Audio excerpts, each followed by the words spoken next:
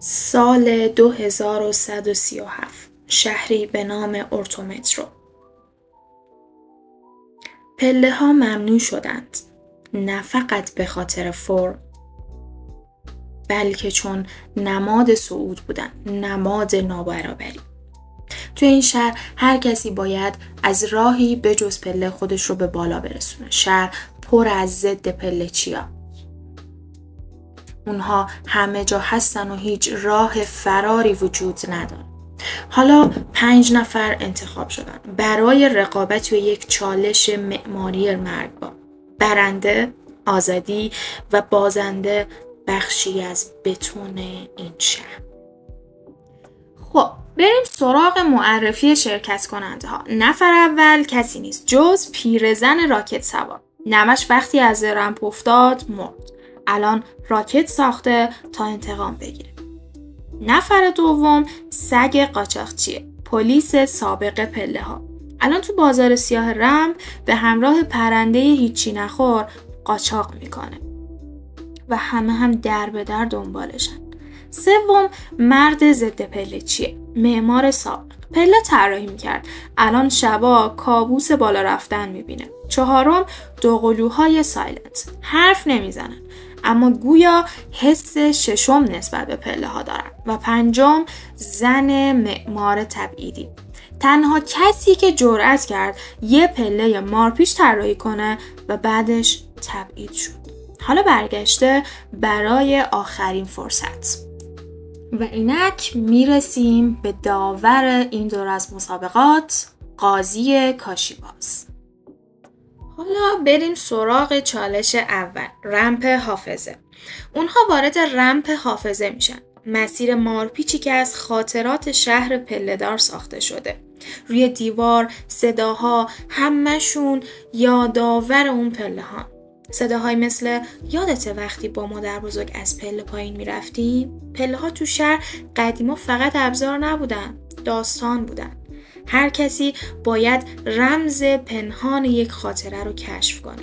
سگ قاچاقچی تصویر یک پله رو روی کاشی ها میکشه. پیرزن صدای نوش رو میشنوه، گریه میکنه ولی ادامه میده. چالش دوم، دادگاه فرم به همراه قاضی گردون. قاضی گردون وارد میشه، رباتی که فقط یک سوال میپرسه. اگر پله ممنوعه پس بالا رفتن رو چطور معماری میکنی؟ شرکت کننده ها باید یه سازه طراحی کنن که حس صعود رو بدون پله منتقل کنه. زن معمار از نور و سایه یه مسیر مارپیچ میسازه. دوقلوها یه شیب مخفی درست میکنن ولی مرد ضد پله چی پله‌ای شفاف میسازه و سعی میکنه پنهانش کنه. قاضی میگه تو پله رو حذف نکردی، پنهانش کردی. این معماری نیست، سانسوره. و حذفش میکنه. چالش سوم، سازه امید. حالا وقتشه یه سازه طراحی کنن. باید اونها رو 2 متر بالا ببره بدون اینکه پله به نظر بیاد. زن معمار با شیشه های شکسته یه مسیر مارپیچ نرم درست میکنه. فرم دقیق و نور کنترل شده. سازش به جای پله بودن یه تجربه فضاییه.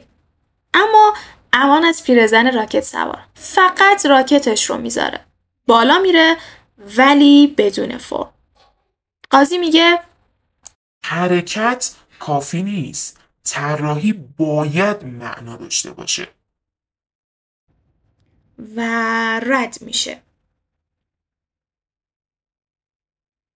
حالا ما زن معمار رو میبینیم که داره جلو میره ولی نمیدونه که قراره بره بالا یا بمونه. تنها کسی که تونسته به اینجای این چالش برسه. قاضی گردون نجوا میکنه پله ها ممنوع نبودند، فراموش شده بودند. تو جرأت کردی که دوباره بهشون فکر بکنی. زن قدم برمیداره و میذاره روی اولین پله. شهر زیر پای اوست.